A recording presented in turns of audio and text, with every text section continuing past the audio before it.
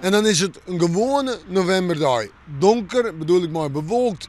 Wat damp maar, uit en terug is wat ruim, wat lichter ruim. Het past precies bij deze mannen.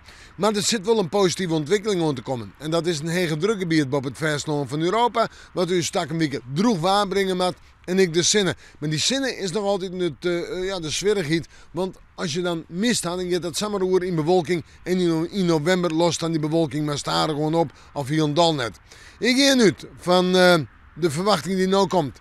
Joen en vannacht. Eerst nog een aantal buien en buikjes.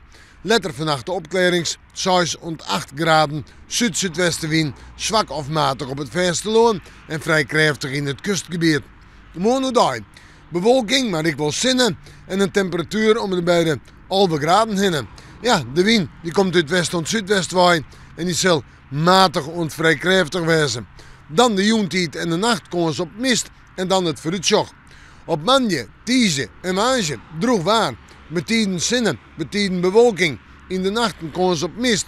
En in de nachten van dinsdag op woensdag, maar ik van woensdag op donderdag, komen ze op frost ondergroen. Die tijd hebben we dan niet weer. En hoe daar zal het zijn 10 of 9 graden wezen. Nou ja, we moeten maandag maar weer even in het waarschuwen.